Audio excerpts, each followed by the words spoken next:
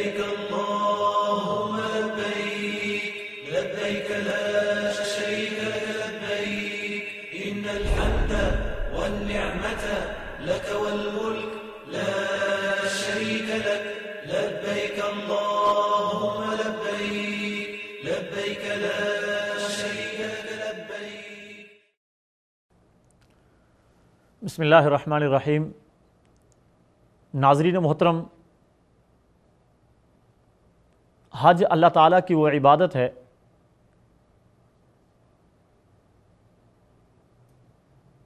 جس میں نسبتاً دوسری عبادتوں کے انسان کو تکلیف زیادہ ہے،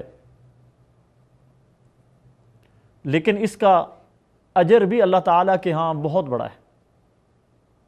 حضور پاک صلی اللہ علیہ وسلم کا ارشاد گرامی ہے، حج المبرور لیس جزاؤہ الا الجنہ، کہ حج مبرور اس کی جزا جنت کے سوا ہو ہی نہیں سکتی ہے.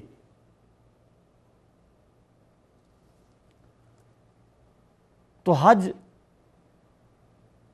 جس طرح اہم ہے اس کے آداب کا بھی ہمیں خیال رکھنا چاہیے. حج میں چند ایک چیزیں ہیں قرآن مجید اور حضور پاک صلی اللہ علیہ وسلم کے فرامین میں ہمیں انتباہ کیا گیا ہے کہ ہم ان سے بچنے کی کوشش کریں. جیسا کہ ارشاد گرامی الحج اشہر معلومات فمن فرض فیہن الحج فلا رفث ولا فسوق ولا جدال فی الحج. یہ حج کے آداب سکھائے جا رہے ہیں. فلا رفث ولا فسوق ولا جدال فی الحج. ایک مسافر اتنا مشکل ترین سفر کر کے آتا ہے، اپنے سفر کے دوران اسے چاہیے کہ نظر اپنے مقصد کے اوپر رکھے کہ کتنے عظیم مقصد کے حصول کے لیے اس نے یہ سفر اختیار کیا ہے. اور یقین جانیے اگر ہماری نظر مقصد کے حصول پہ ہوگی تو اس راستے میں آنے والی پریشانیاں ہمارے لیے آسان ہو جائیں گی. اس راستے کی پریشانیاں ہمیں پریشانیاں نظر ہی نہیں آئیں گی. جیسا کہ بسا اوقات بھیڑ کی وجہ سے، دھکم پیل کی وجہ سے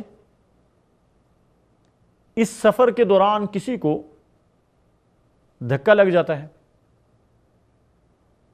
اب اگر اس کے جواب میں ہم غصہ ہو گئے، بدلہ اتارنے کی کوشش کی، تو یہ ہمارے اپنے لیے ایک مصیبت، ایک پریشانی بنے گی. اگر معاف کر دیا، اللہ تعالیٰ معاف کرنے والوں کو پسند فرماتا ہے. اللہ تعالیٰ نے ارشاد فرما دیا فلا رفث ولا فسوق ولا جدال فی الحج.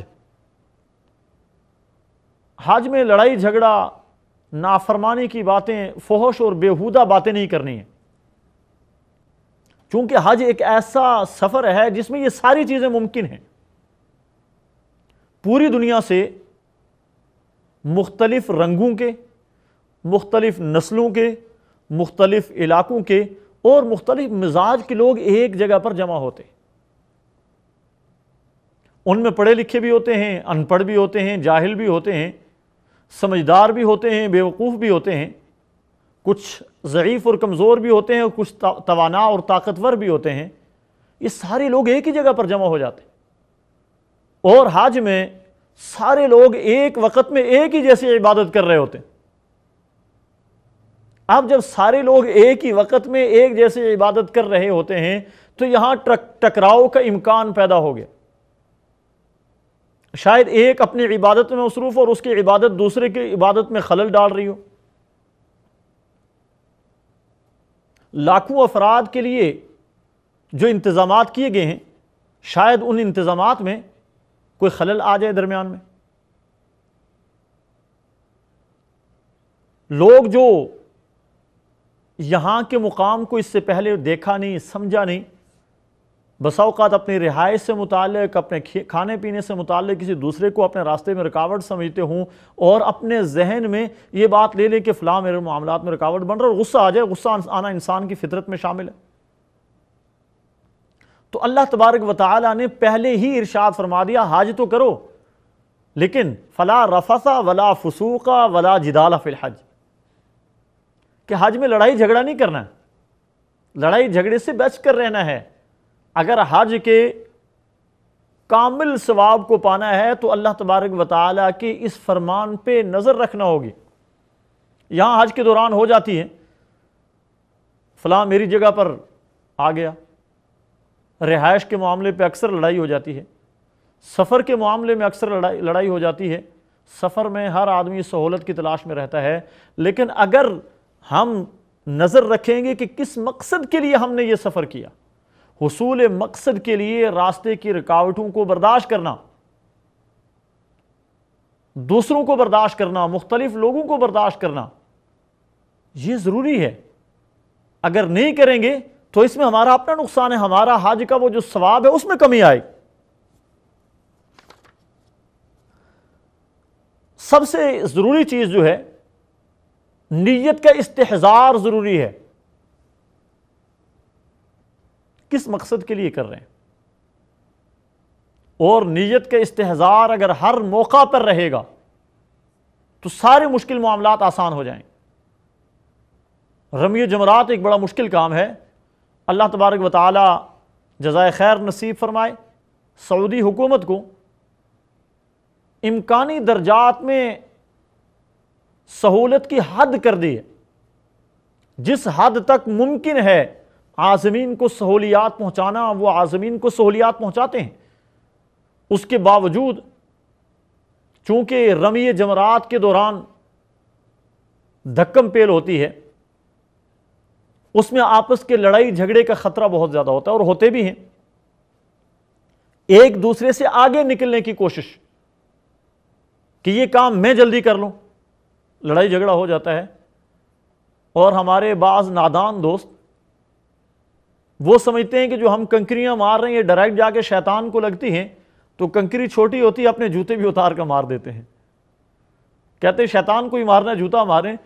اللہ کے بندو، جس چیز کا حکم ہے اسی کے اوپر عمل کریں، جو کام اللہ کے رسول صلی اللہ علیہ وسلم نے اپنی سنت سے سمجھا دیا اسی کے اوپر عمل کریں، اسی میں ہماری بھلائی ہے، اسی میں ہماری خیر ہے۔ تو رمی جمرات ہو، منا ہو، عرفات ہو، مزدلفہ ہو، طواف کے دوران ہو، یا مقام ابراہیم پہ نفل پڑھنے ہوں، صفا مروہ کی سعی کرنی ہو، اس دوران جس طرح آپ نے کرنی ہے اسی طرح باقی تمام لوگوں نے لاکھوں کی تعداد میں کرنی۔ اس لیے اس بات کا خصوصی خیال رکھنا ہے کہ آپ کی وجہ سے کسی کو تکلیف نہ ہو۔ ہاں، اگر آپ کو کسی کی وجہ سے تکلیف ہو جاتی ہے آپ اسے معاف کر دیں، اور معاف کرنے والوں کو اللہ تعالیٰ بہت زیادہ پسند کرتا ہے۔ سفر کے آداب میں ایک اور چیز جو ضروری ہے وہ مال کا حلال ہونا بڑا ضروری ہے۔ انسان کے پاس مال تو ہے لیکن حلال اور حرام ذرائع سے کمایا ہے۔ ایسا مال ہے جو مشکوک ہے، جو حرام ہے، حرام مال سے کیا ہوا حج مقبول نہیں ہے۔ ایک حدیث مبارکہ میں آتا ہے کہ وہ آدمی جو حلال مال سے حج کرتا ہے، جب وہ کہتا ہے لبیک، تو آسمان سے ایک منادی کی ندا آتی ہے، لبیک و سعدیک۔ اور وہ آدمی جو اپنے حلال مال سے حج نہیں کرتا، حج کے ضروریات کو پورا نہیں کرتا، جب وہ کہتا ہے لبیک، آسمان سے ایک منادی آواز دیتا ہے لا لبیک لا سعدیک۔ تو اس لیے ضروری ہے کہ ہمارا مال پاک اور صاف ہونا چاہیے۔ پاک اور صاف مال کے بغیر حج ادا نہیں ہو سکتا ہے۔ ہم اپنی توانائیاں بھی ضائع کرتے ہیں، اپنا مال بھی ضائع کرتے ہیں۔ اس لیے ضروری ہے کہ ہم حج کریں۔ اللہ تبارک و تعالی ہم میں سے ہر ایک کو حج کی توفیق نصیب فرمائے۔ حج بیت اللہ اللہ تعالیٰ نصیب فرمائے، حضور پاک صلی اللہ علیہ وسلم کا پیارا شہر مدینہ دیکھنا نصیب فرمائے، مسجد نبوی، آپ صلی اللہ علیہ وسلم کے روضہ مبارک کی زیارت اللہ تعالیٰ ہم میں سے ہر ایک کو نصیب فرمائے۔ لیکن اتنے مقدس سفر پہ آتے ہوئے پہلے یہ بات ذہن نشین کر لیں کہ ایسا نہ ہو کہ آپ کا مال حلال نہ ہو اور آپ کی یہ ساری کی ساری عبادات صرف اکارت جائیں اور اس کا آپ کو آخرت میں کوئی فائدہ نہ ہو۔ اللہ تعالیٰ ہمیں عمل کی توفیق نصیب فرمائے۔ لبيك اللهم لبيك لبيك لا شريك لك لبيك إن الحمد والنعمة لك والملك لا شريك لك لبيك اللهم لبيك لبيك لا شريك لك لبيك